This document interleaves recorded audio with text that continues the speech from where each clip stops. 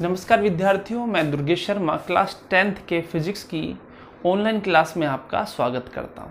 हमारा जो चैप्टर चल रहा था वो चल रहा था इलेक्ट्रिसिटी करंट। और इलेक्ट्रिसिटी करंट में हम चुंबकीय क्षेत्र, विद्युत धारा का चुंबकीय प्रभाव, ऑरस्टेड के प्रयोग, इसके निष्कर्ष, इसके अलावा विद्युत धारा के कारण जो चुंबकीय क्षेत्र उत्पन्न होता है उस चुंबकीय क्षेत्र की दिशा को ज्ञात करने के नियम, जिसमें मैंने दायां हस्त का नियम और इसके अलावा कॉर्कस्क्रू का नियम जो करवा दिया था।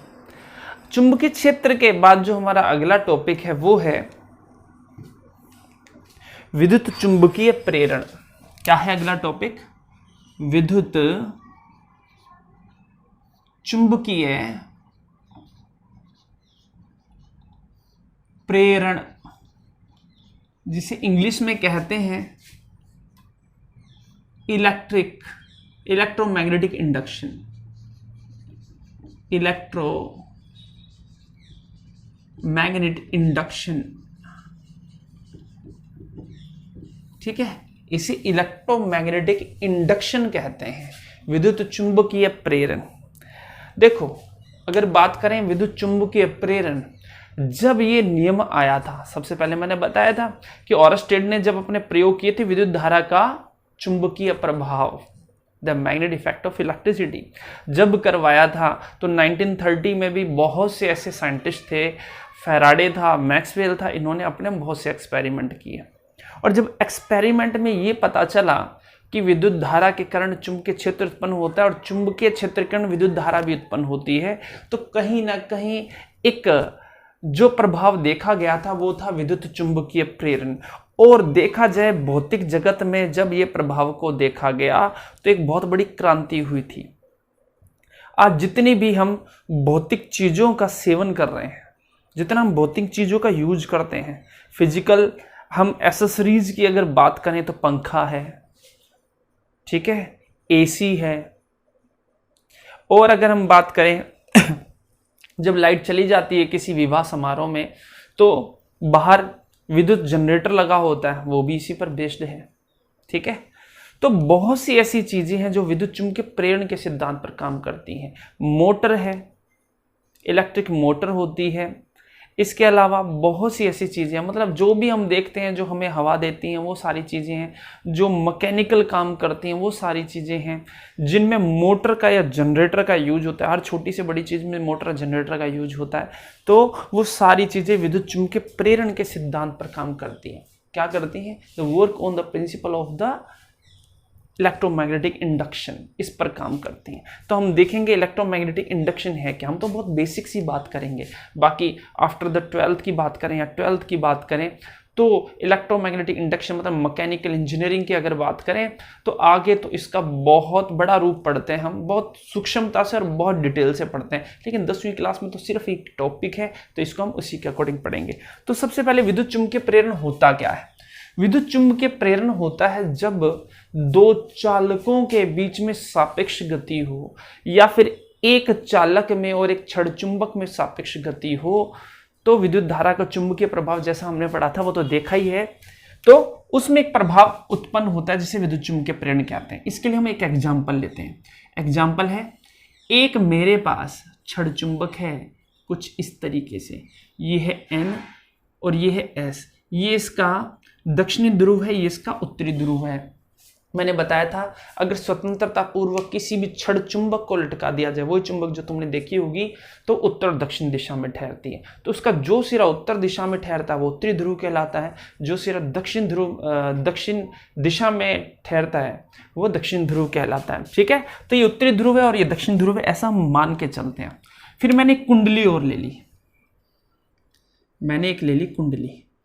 कुंडली का मतलब होता है सर्पिलानुमा तार होते हैं, कुछ इस तरीके से हो जाता है, ठीक है। और बढ़ा लेते हैं इसको, और इसमें एक गैल्वेनोमीटर, इसमें हम गैल्वेनोमीटर कहते हैं। गैल्वेनोमीटर क्या काम करता है? गैल्वेनोमीटर विद्युत धारा की दिशा को बताता है, गैल्वेनोमीटर विद्युत धारा की उपस्थिति को बताता है, गैल्वेनोमीटर विद्युत धारा की मात्रा को भी बता सकता है अगर हम गैल्वेनोमीटर को एमीटर की तरह वर्क करवाएं। और ऐसा भी है, बड़ी क्लासों में 12वीं क्लासों में ऐसा हम पढ़ते हैं। ये है गैल्वेनोमीटर, ठीक है ना। इसे हम क्या कहते हैं, गैल्वेनोमीटर है, इसको कहते हैं धारामापी। इसे क्या कहते हैं, धारामापी। धारामापी करता क्या है बता देता हूं। जो धारामापी है कहें तो it deflects the direction of the current, ये हम कह सकते हैं it represent the direction of the current, या फिर प्रेजेंस ऑफ द करंट को भी ये बताता है।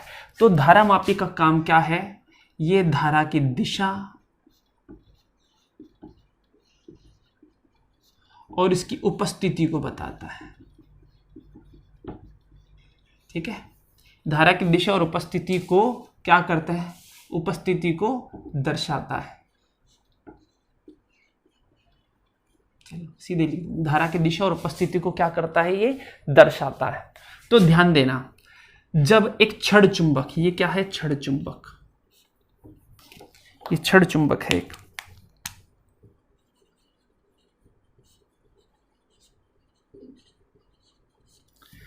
तो एक छड़ चुंबक है और उसके पास एक ये चालक तार है जिसे सर्पिला नुमा मोड़ लेते हैं तो ये कुंडली नुमा हो जाता है, ऐसे खाली कुंडली भी कह देते हैं, ठीक है। ये धारा मापी होता है, इसका काम केवल धारा की दिशा को बताता है ना, अगर प्रवाहित होगी तो क्या है, धारा की दिशा जब प्रवाहित होती है, अगर ये इस डायरेक्शन में हो जाए तो मतलब धारा इस दिशा में बह रही है, और इस डायरेक्शन में हो जाए तो धारा इस दिशा में बह रही है, और बीच में रहेगा तो जीरो पे रहेगा, जिसे नल कंडीशंस कहते हैं इसकी, तो इसका मतलब है धारा नहीं बह रही है, ठीक है।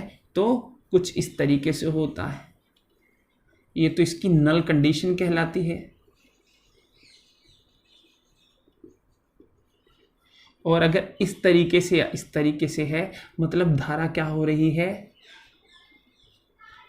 ठीक है, करंट फ्लोइंग हो रही है, करंट क्या हो रही है, फ्लो हो रही है, ठीक है। अगर इस डायरेक्शन में है, या तो इस तरीके से हो या फिर इस तरीके से, मतलब डायरेक्शन आई फ्लो हो रही है इन स्पेसिफिक डायरेक्शन, मतलब एक निश्चित दिशा में जो करंट है वो फ्लो हो रही है। हमें इस चीज को ध्यान नहीं रखना है, ठीक है ना, मैंने तो सिर्फ बताया है इसमें, हमें तो केवल इतनी चीजों पर ध्यान देना है। तो देखो, पहला एक छड़ चुंबक है और एक है हमारे पास कुंडली परिपथ धारा मापी, और इसको हम क्या कह सकते हैं, इस पूरे को कह सकते हैं कुंडली परिपथ, कुंडली परिपथ कह देते हैं, ठीक है। तो एक हमारे पास कुंडली परिपथ और एक हमारे पास छड़ चुंबक है, दोनों अपनी अपनी जगह पर स्थिर हैं।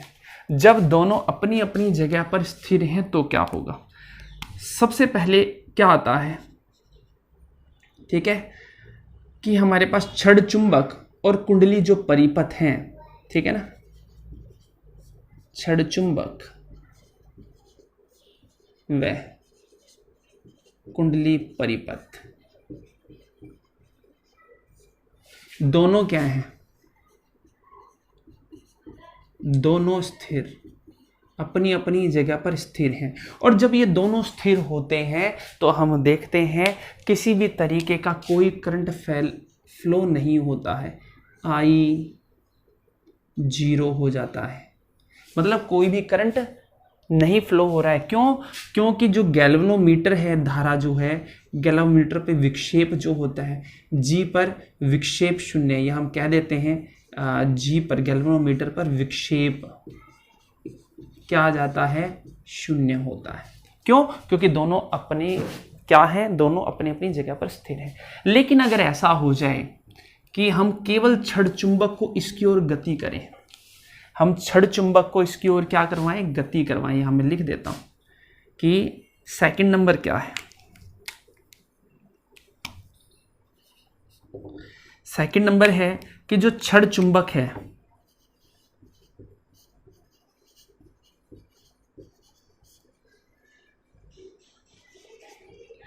कुंडली परिपथ की ओर गतिशील, की ओर गतिशील, ठीक है ना। मतलब ये जो छड़ चुंबक है ये इस डायरेक्शन में, मतलब ये जो छड़ चुंबक है इस दिशा में जा रही है, इसकी ओर जा रही है, कुंडली परिपथ की ओर जा रही है, तो हम देखते हैं करंट फ्लो होता है। तब क्या देखते हैं, जो करंट है वो क्या हो जाता है, फ्लो, क्योंकि जी पर विक्षेप इस दिशा में आता है। मतलब या तो ये इसकी जो सुई इधर होगी या इधर होगी, जिस भी दिशा में होगी, मतलब विक्षेप आता है, धारा बहती है। किसके कारण, केवल इसके चलने पर धारा बहती है। अगर छड़ चुंबक को अगर हम क्या करते हैं, कुंडली परिपथ की ओर लेकर जाते हैं, तो अपने आप इसमें क्या होगा, धारा बहने लगेगी। इसमें क्या हो जाएगा, धारा बहने लगेगी, धारा बहने लगेगी। और क्या होगा, हम कह सकते हैं धारा परिवर्तन किसकी वजह से हुई, केवल छड़ चुंबक, और वो भी छड़ चुंबक के चलने से हुई। दूसरा है, अगर हम कुंडली परिपथ को हम कह दें छड़ चुंबक को कुंडली परिपथ से दूर लेकर जाएं, से दूर गतिशील, तब भी क्या होगा, यही कंडीशन होगी, आई फ्लो होगा और जी में विक्षेप आएगा। मतलब अगर मैं इसको इससे दूर लेकर जाऊं, गति केवल किसको करवा रहा हूं, गति केवल इसी को करा रहा हूं, छड़ चुंबक को, लेकिन पहले तो इसके पास में लेकर आ रहा था, पहले तो इसको इसके पास में लेकर आ रहा था, तब भी करंट फ्लो होता है, जी में विक्षेप आता है। और अगर मैं इसको दूर लेके जाता हूं तब भी जी में विक्षेप आता है। उसी तरीके से अगर हम चौथे नंबर की बात करें कि कुंडली परिपथ, कुंडली परिपथ छड़ चुंबक की ओर गतिशील, की ओर गतिशील, तब भी क्या होता है, तब भी धारा बहती है और तब भी करंट फ्लो होता है। इसका मतलब अब ये स्थिर है और इसको मैं इसकी ओर लेकर जा रहा हूं, तब भी क्या होगी, धारा बहेगी। लेकिन अब क्या होगा, जो धारा होगी वो पहले से विपरीत दिशा में बहेगी इसमें, लेकिन हमें इतनी डिटेल में नहीं जाना। पांचवा अगर हम बात करें तो कुंडली परिपथ जो है छड़ चुंबक से दूर गतिशील हो, तब भी हम कहेंगे कि सेम करंट फ्लो होगा, जी में विक्षेप आएगा। और छठा नंबर अगर हम देखें, बोथ आर इन मोशन, या दोनों परस्पर गतिशील हो, एक दूसरे की ओर या एक दूसरे से दूर गतिशील हो, परस्पर गतिशील हो, तब भी क्या होगा, करंट फ्लो होगी, विक्षेप आएगा। तो टोटल मिलाकर हमें यह पता चला कि दोनों में से अगर कोई भी एक चीज गतिशील हो, ठीक है, चाहे तो छड़ चुंबक हो चाहे कुंडली परिपथ हो, दोनों में से कोई भी एक चीज गतिशील होगी, चाहे तो वो एक दूसरे की ओर आ रही होंगी, चाहे एक दूसरे से दूर जा रही होंगी, चाहे एक स्थिर है एक उसके पास आ रही होगी, एक या उससे दूर जा रही होगी, तो वो विद्युत धारा बहेगी। तो इसी प्रभाव को कहते हैं हम विद्युत चुंबकीय प्रेरण। ध्यान देना, इसी प्रभाव को हम क्या कहते हैं, विद्युत चुंबकीय प्रेरण। तो इसकी परिभाषा निकल कर आती है। इतनी सारी चीजें हमें देखने की जरूरत नहीं है, ये तो एक एक्सपेरिमेंट मैंने तुम्हें बताया है, ठीक है ना, जिसको पोज करके तुम अच्छे तरीके से देख सकते हो। तो जो मेन चीज है वो क्या है, ठीक है ना, बता देता हूं। अगर ये दोनों गतिशील हैं, अगर ये दोनों गतिशील हैं, सॉरी, अगर ये दोनों स्थिर हैं तो कोई करंट फ्लो नहीं। इनमें से अगर ये गतिशील है, चाहे इसके पास आए चाहे इससे दूर जाए, तो भी करंट फ्लो होगी। अगर ये इसके पास जाए या दूर जाए तो भी करंट फ्लो होंगे। और ये दोनों एक दूसरे के पास है या दोनों एक दूसरे से दूर जाए, मतलब दोनों ही गतिशील हो, तब भी करंट फ्लो होगी। लेकिन करंट की डायरेक्शन अलग अलग होगी इन सभी केस में। इतनी डिटेल से हम नहीं करते, बस हमें तो ये देखना है करंट फ्लो कब होती है, जब दोनों में से या तो कोई एक या दोनों में से दोनों ही एक दूसरे से गतिशील हों, एक दूसरे की ओर गतिशील हों। अब देखो इसे, ठीक है। तो अब जो परिभाषा आती है कि विद्युत चुंबकीय प्रेरण क्या है, तो अब इसकी परिभाषा बनाते हैं, डेफिनेशन क्या, बहुत सी डेफिनेशन हो सकती है, प्यारी सी डेफिनेशन बनाते हैं। वो क्या है, जब छड़ चुंबक और कुंडली परिपथ के बीच सापेक्ष गति होती है, सापेक्ष का मतलब एक स्थिर हो दूसरी गतिशील हो, दूसरा स्थिर हो पहला गतिशील हो, दोनों एक दूसरे की ओर गतिशील हो, वो सारी। जब छड़ चुंबक कुंडली परिपथ दोनों के बीच सापेक्ष गति होती है, तब कुंडली परिपथ में विद्युत धारा उत्पन्न होती है। विद्युत के इस प्रभाव को ही विद्युत चुंबकीय प्रेरण कहते हैं। ठीक है, तो इस परिभाषा को मैं लिख रहा हूं। जब चित्रानुसार कर देते हैं या लिख दो, जब या सीधे लिख, जब छड़ चुंबक व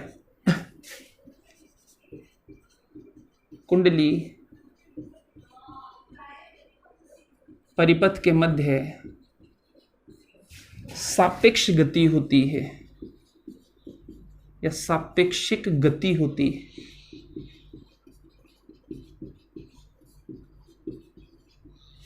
तब इस गति के कारण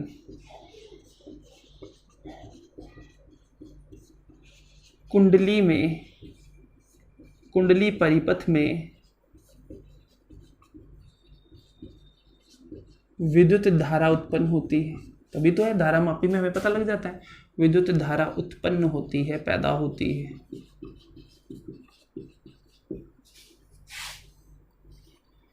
विद्युत धारा के इस प्रभाव को विद्युत चुंबकीय प्रेरण कहते हैं। ठीक है, जो सापेक्ष गति के कारण जो विद्युत धारा पैदा होती है, इसी प्रभाव को हम क्या कहते हैं? विद्युत चुंबकीय प्रेरण कहते हैं। ठीक है ना। अब बात आती है, ये तो है परिभाषा, ये क्या है? परिभाषा, ये तो परिभाषा है। लेकिन बात आती है व्याख्या की भी, ऐसा क्यों होता है वो भी देख लेते हैं, एक्सप्लेनेशन देखते हैं कि भी ऐसा क्यों होता है। ऐसा इसलिए होता है क्योंकि जब ये जो छड़ चुंबक है, इस छड़ चुंबक से हमेशा, जैसे मैंने बताया था, चुंबकीय क्षेत्र रेखाएं हैं, वो हमेशा क्या होती हैं? गुजरती रहती है।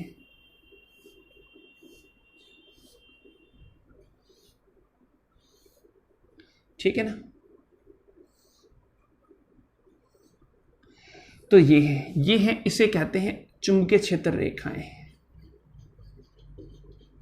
चुंबकीय क्षेत्र रेखाएं, ये होती हैं चुंबकीय क्षेत्र रेखाएं। चुंबकीय क्षेत्र रेखाएं होती हैं ये, ठीक है ना। और ये जो चुंबकीय क्षेत्र रेखाएं होंगी, जब दोनों स्थिर रहते हैं तो ये चुंबकीय क्षेत्र रेखाएं गुजरती रहती हैं, कोई फर्क नहीं पड़ता। लेकिन क्या होता है, जब इन दोनों के बीच सापेक्ष गति होती है, तो मतलब हम ये मान के चलते, इसको इधर करें या इसको इधर करें या दोनों को इधर करें, तो इन चुंबकीय क्षेत्र रेखाओं का क्या होता है? कटान होना शुरू हो जाता है। ये जो चुंबकीय क्षेत्र रेखाएं जो हैं, ये चुंबकीय क्षेत्र रेखाएं कटना शुरू हो जाती हैं, इनमें परिवर्तन होने लग जाता है। और इस परिवर्तन के कारण ये, जब चुंबकीय क्षेत्र रेखाओं में परिवर्तन होता है, जैसा कि फैराडे ने कहा था, ठीक है, तो चुंबकीय क्षेत्र रेखाओं में जब तक परिवर्तन होगा, जब तक ये चुंबकीय क्षेत्र रेखाएं कटती रहेंगी, जब तक इनका कटान होगा, जब तक इनका छेदन होगा, तब विद्युत धारा प्रवाहित होती रहेगी। और जहां इनको स्थिर कर दोगे, जैसे इस तरीके से, मतलब दोनों को करते रहोगे, विद्युत धारा बहेगी, रोक दोगे, विद्युत धारा बहना बंद हो जाएगी। ठीक है, तो एक्सप्लेनेशन क्या है? एक्सप्लेनेशन है कि छड़ चुंबक व कुंडली परिपथ व कुंडली के मध्य सापेक्षिक गति के कारण चुंबकीय क्षेत्र रेखाओं, चुंबकीय, ध्यान देना, ये क्षेत्र रेखा, जैसे मैंने पहले टॉपिक करा था, रेखाओं का छेदन, कटान होता है। फलस्वरूप क्या होता है? विद्युत धारा उत्पन्न होती है। ठीक है, हम कर सकते हैं, ये विद्युत धारा कब तक उत्पन्न होगी? ये विद्युत धारा कब तक उत्पन्न होगी? जब तक चुंबकीय क्षेत्र रेखाओं का कटान होता रहता है, आई प्रवाहित होती रहती है। फैराडे के नियम के अनुसार, ठीक है ना। इसे फैराडे का द्वितीय नियम या प्रथम नियम, फैराडे के, क्योंकि फैराडे ने कहा होगा ये फैराडे के नियम के अनुसार, मतलब फैराडे साइंटिस्ट है, उसने रिसर्च किया था भी ऐसा क्यों होता है, ठीक है। तो विद्युत चुम्बकीय प्रेरण, what is the definition of the electromagnetic induction and what is the explanation of its. तो मतलब इसके बारे में हमें पता चलेगा कि विद्युत चुम्बकीय प्रेरण हो रही है फैराडे के नियम के अनुसार, जो इसकी व्याख्या की भी ऐसा क्यों होता है, विद्युत धारा क्यों बहती है, वो है, ठीक है। अब इसके बाद आता है कि जो हम कहते हैं चुंबकीय क्षेत्र रेखाओं का छेदन होता है, इसे विद्युत फ्लक्स भी कह देते हैं। चुंबकीय क्षेत्र रेखाओं का जो छेदन होना होता है, चुंबकीय क्षेत्र रेखाओं की संख्या या चुंबकीय क्षेत्र रेखाओं के जो समूह होता है, चुंबकीय क्षेत्र रेखाओं का जो समूह होता है उसे हम चुंबकीय फ्लक्स भी कह देते हैं। तो ध्यान देना, एक वर्ड आता है, काफ़ी इंपॉर्टेंट क्वेश्चन है, चुंबकीय फ्लक्स की परिभाषा क्या होती है, चुंबकीय फ्लक्स। तो देखो चुंबकीय फ्लक्स क्या होता है, ठीक है। तो जो चुंबकीय फ्लक्स होता है, चुंबकीय फ्लक्स होता है चुंबकीय क्षेत्र रेखाओं का समूह, चुंबकीय क्षेत्र रेखाओं का समूह ही चुंबकीय फ्लक्स कहलाता है, ठीक है। चुंबकीय क्षेत्र रेखाओं का जो समूह है उसे हम क्या कहते हैं, चुंबकीय फ्लक्स कहते हैं, या फिर हम कह सकते हैं चुंबकीय फ्लक्स के लिए किसी काल्पनिक पृष्ठ या क्षेत्र के लंबवत गुजरने वाली चुंबकीय क्षेत्र रेखाओं की संख्या, चुंबकीय क्षेत्र रेखाओं की जो संख्या होती है, ध्यान देना इसमें ये बहुत इंपॉर्टेंट लाइन है, चुंबकीय पृष्ठ के लंबवत गुजरने वाली चुंबकीय क्षेत्र रेखाओं की जो संख्या है उसे हम चुंबकीय फ्लक्स कहते हैं। क्या कहते हैं उसको हम, चुंबकीय फ्लक्स, ठीक है। इसके बाद जो सबसे ज़्यादा इंपॉर्टेंट क्वेश्चन है वो है इसका मात्रक यूनिट। इस चुंबकीय फ्लक्स का जो मात्रक होता है, मात्रक जिसे हम कहते हैं यूनिट, बहुत बार पूछा जाता है। इसका जो मात्रक होता है वो होता है वेबर। क्या होता है, वेबर। ध्यान देना, इसका मात्रक पूछा जाता है। तो अगर हम बात करें कि चुंबकीय फ्लक्स का मात्रक क्या है, वो है हमारे पास वेबर, ठीक है ना। चुंबकीय फ्लक्स का मात्रक क्या होता है, वेबर है। चुंबकीय फ्लक्स की परिभाषा क्या है, वो ये है। और अगर चुंबकीय प्रेरण की परिभाषा कहें तो ये होती है, और व्याख्या हम इसको इस तरीके से दे सकते हैं, ठीक है। तो ये जो टॉपिक है इसको अकॉर्डिंग टू एक्सपेरिमेंटल या हम अकॉर्डिंग टू प्रैक्टिकली कह सकते हैं, तुम्हें बहुत अच्छे तरीके से समझना है, फिर इसकी परिभाषा को बहुत अच्छे तरीके से याद रखना है। मैंने बहुत अच्छे तरीके से करवा दिया है, ठीक है। तो इसको तुम देखोगे, अच्छे से करोगे, और कोई भी डाउट है तो 10वीं क्लास में तुम इसे पूछोगे, ठीक है। तो आज के लिए इतना ही, बाकी अपने करेंगे कल, क्योंकि जो टॉपिक है वो बड़े क्वेश्चनों में काफ़ी आता है, और वो है इसी पर आधारित जो युक्तियां जो काम करती हैं। जैसे हम बात करेंगे किसकी, जनरेटर की, जनित्र की, उसके बारे में बात करेंगे, जो कि लास्ट टॉपिक है। उसके बाद ये चैप्टर खत्म होगा, तो तुम्हें क्या करना है ये समझना है, ठीक है। तो आज के लिए इतना ही, बाकी करेंगे अपने कल।